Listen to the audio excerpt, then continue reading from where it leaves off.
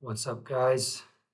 Today is March 27, 2026, and if it looks like my background is a bit different, it's because I'm at the University of Denver Public Library. Yeah, so I drove 9 hours to the Mile High City, to Denver to take step three. I took the first day a couple of days ago on Wednesday, the 25th, and I'm taking the second day tomorrow. So, um, I just want to make this video to kind of reflect on the first day, kind of how I felt about it, before I forget. And I'll make a more thorough review of like all the studying I did for step three, um, later, and when I get my score. But before I get into it, I just want to say, like, I'm in the public library, or like the college library here in Denver, and um, I did all of my undergrad and all of my medical school on a college campus. And towards the end of it, um, I got pretty like tired of being on a college campus. Um, I just I felt like I wanted to, do more, right? That I don't know. It just felt, I don't know. I just got, the grass is always greener on their other side. Like I just wanted a new experience or whatever. But um, I don't know. I think I really took for granted, how convenient a college campus is, especially for somebody like us, in the medical field who pretty much need to study all the time, every day. Um, because like here, I've been in the library for like 5 hours now. Nobody's bothered me. There's some nice, like cafes and restaurants outside. So there's like a Turkish cafe outside. So I got like this is my favorite drink here, Vishna, like a sour cherry juice, and I got some sucuklu toast, some Turkish sausage toast. Um, and so I don't know. The nice thing about a college campus is it's like designed for people who want to study, right? Because um, there's a library in the city where I'm doing residency, but I tried going to that library on last Friday, and there's a security guard who's like walking around the whole time, making sure that nobody's falling asleep. They're really hardcore about like not eating or drinking in the library. Like I was just taking a sip from my bottle of water in the library last week, public library, and the security guard was like, "Hey, just so you know, there's no eating or drinking." It's just like, what the hell? Like, why, like, like they're actively trying to get people out of there, right? It's just, I don't know. But anyways, yeah. So I don't know. I just wanted to talk about that. I mean, it's and you take for granted a lot of things you get, a lot of the things you get from a college town until you leave. So, um, but anyways, first day of USMLE step three. So, I was on my night's rotation up until last Thursday, and then I've been off since then. Sorry, last Friday.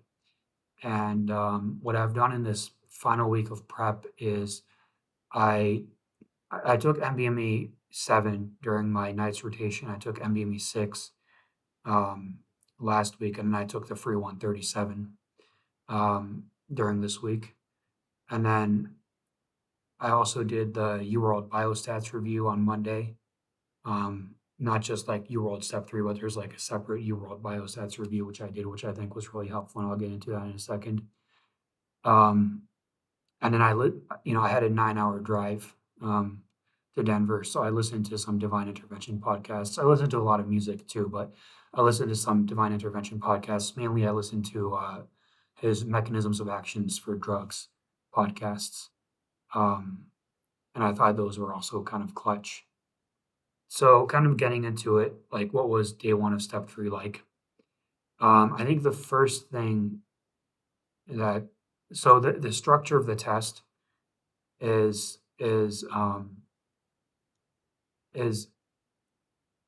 the structure of the test until a few months ago was 6 blocks. and then about an hour of break time. Um, which is basically kind of like step one. Um, but what they did, and I wasn't expecting it, is now they have 12 blocks and still an hour of break time, or like 50 minutes of break time, actually, not an hour. Um, but they have 12 blocks of 20 questions, or like 18 to 20 questions, depending on how dense some of the questions are. Um, and so I was surprised by that, and I don't know. I wish I had done kind of a better job, better.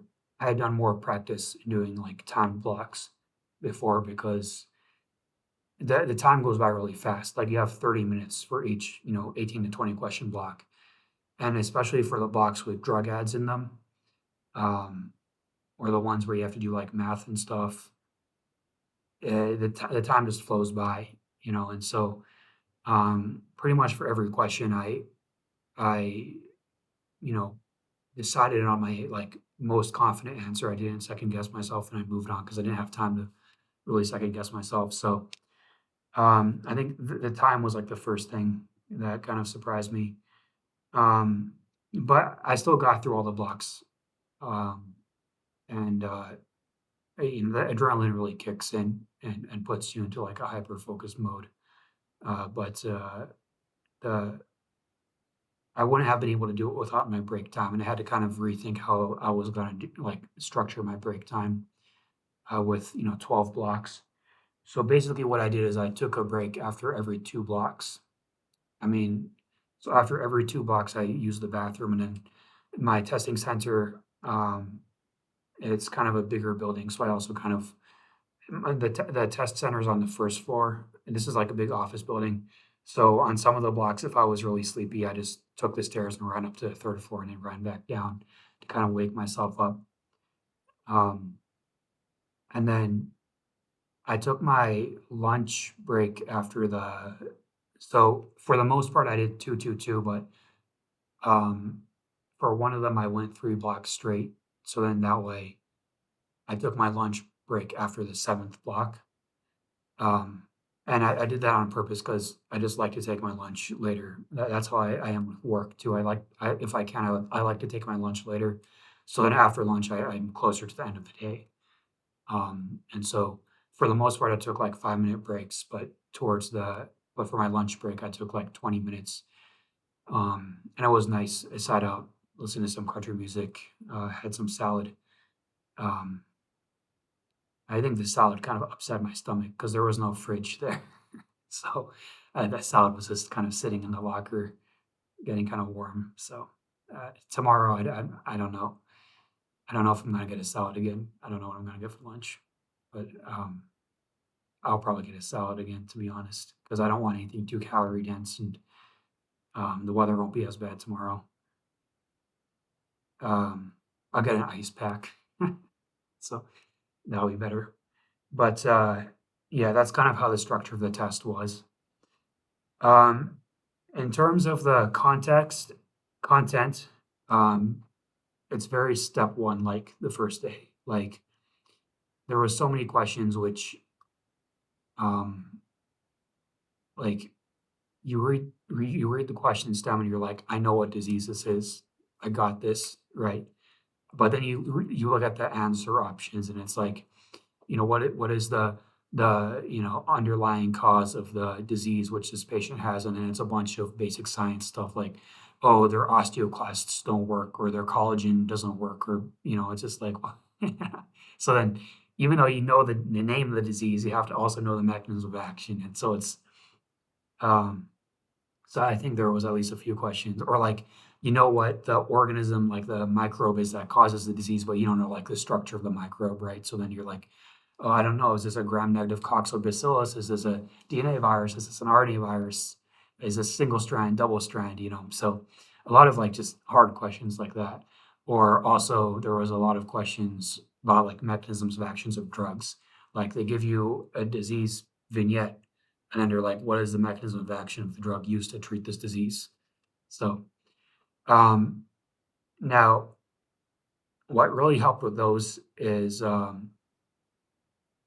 I mean, I don't know, I probably missed a lot of those, but I think something that helped with those is on my drive down to Denver, I listened to Divine Interventions podcasts on mechanisms of actions of drugs, especially the the microbiology drugs, and that really helped. And also, there's a if you guys did UWorld for step three, there's a really nice figure in UWorld for step three, um, which kind of shows that which drugs inhibit 50S RNA, which drugs inhibit 30S RNA. So like 50S is like macrolide, linezolid, clindamycin. 30S is like tetracyclines and I think aminoglycosides, and then the folic ones, the TMPSMX, the rifampin does the RNA, the DNA synthesis is metronidazole and fluoroquinolones. The cell wall synthesis is vancomycin. The cell wall transpeptidation is penicillins. And so there, what I did is on UWorld, I took that table and then I covered it, um, and then I made a bunch of slides, a bunch of Anki cards, about that. And so that really helped.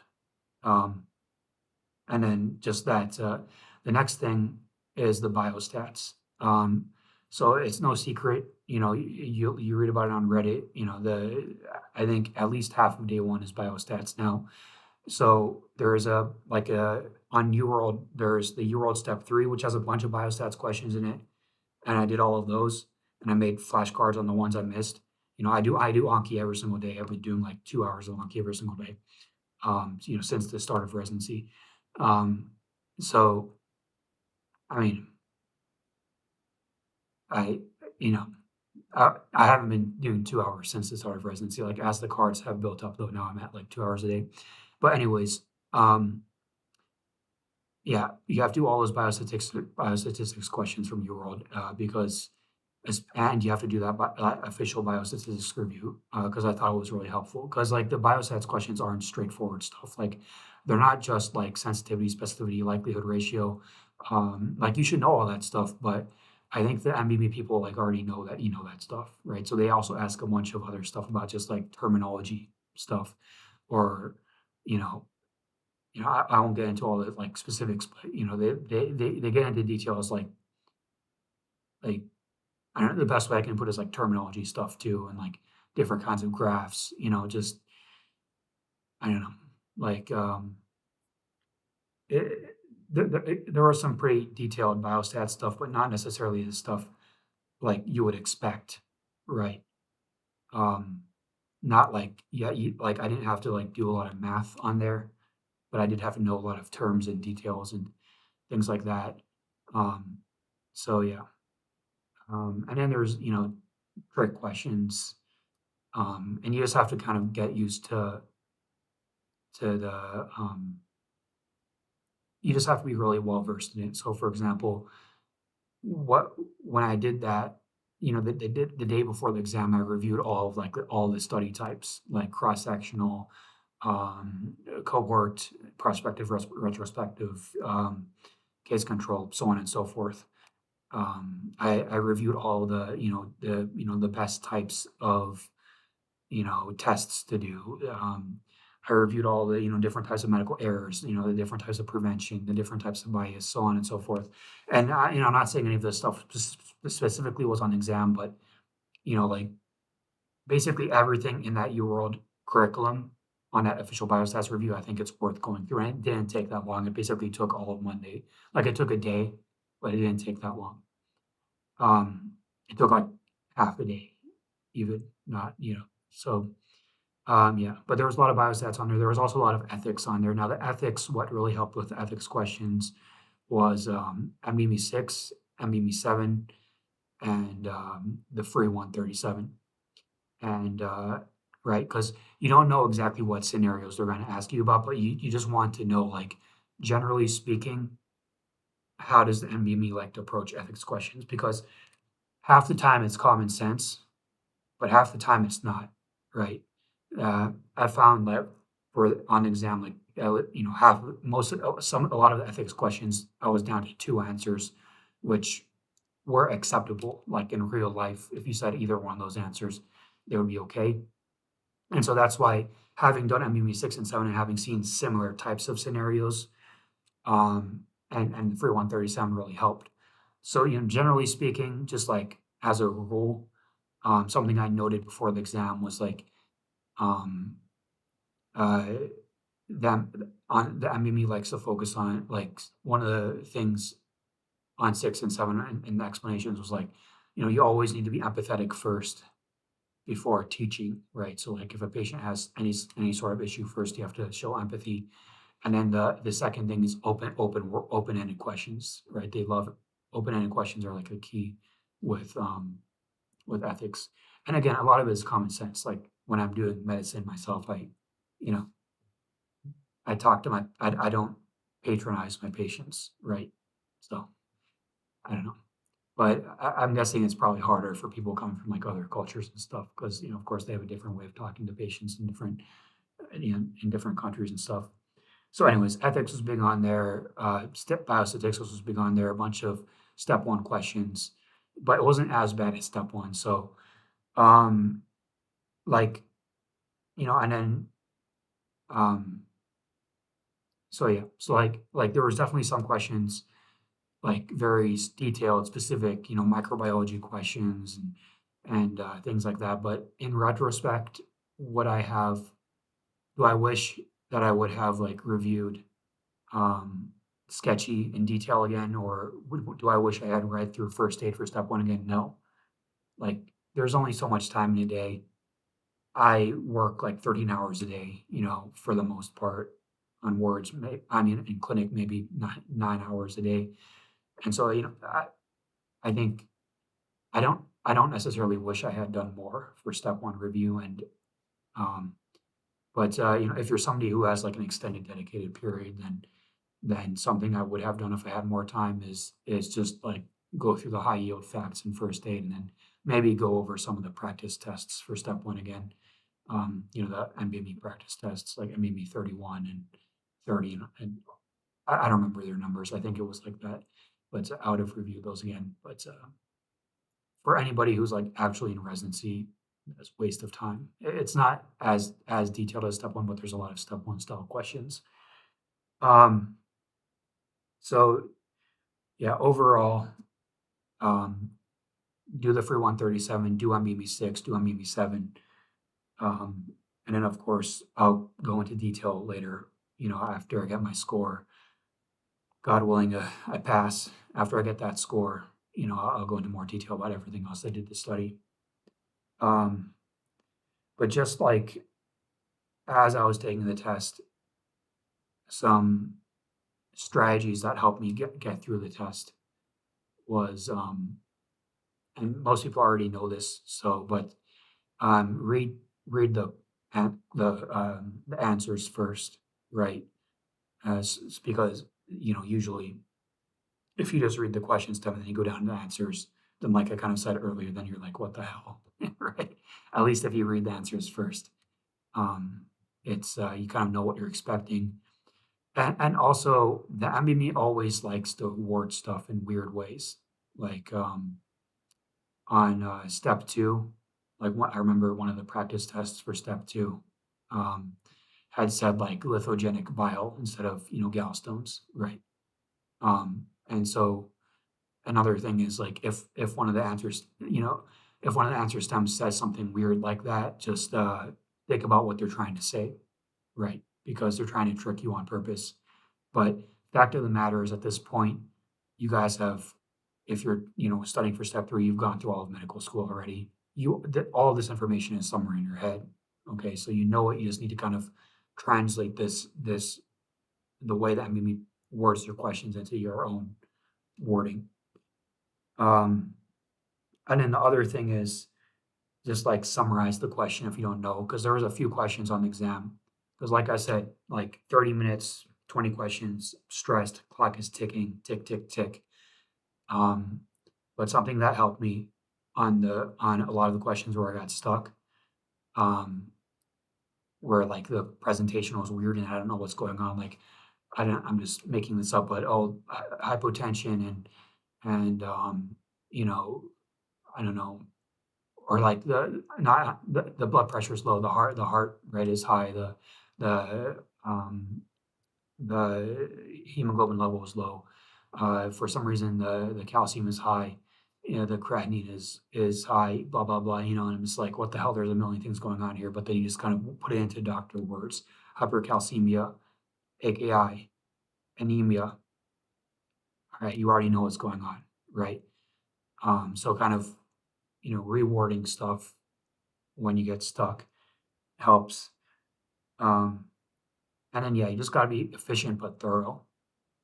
Because there was a few questions where I was like, I got stuck. I didn't know what the answer was, and then I just kind of glanced back and I was like, oh, I didn't notice this person's bradycardic. This person's in shock. Um, right. So just you have to be fast, but also don't skip things. Make sure you go through the whole question, read the whole question, right? And that's like obvious. It's like duh, like of course, but when you're on that time crunch, sometimes you skim stuff that you shouldn't be skimming. So, anyways, that's my day one review. I'll make a day two review in a few days. I'm gonna like take day two tomorrow, and then I'm gonna drive right back right afterwards. So hopefully, driving through Wyoming, I won't get into a car crash or something because it's a pretty empty state. I'm gonna be driving at night, but I need to get back to work um, pretty soon, so I got to drive tomorrow afternoon, and I've already paid so much money at this point to drive down here. The gas has been so expensive. Um, I won't go into politics, but yeah, the gas is incredible. I've spent so much money on gas, spent so much money on hotels. So I don't want to spend another day on a hotel either. But I'll make a kind of a reflection on day two when I get the chance. Um, but the last thing I want to say is like I remember when I was studying for step two, I was like super stressed. Like that was like that dedicated period was like incredibly stressful and rightfully so. Like so much of my match was dependent on step two, and quite frankly, in retrospect, I think the reason I matched so low, and I'm glad that I matched where I'm at, but the reason I matched lower is because I think a lot of academic programs saw my 235 step score and they were like, we're not going to take this guy. They have cutoffs. Um, yeah, but I mean, I feel pretty good actually during this dedicated period, just because I'm not working.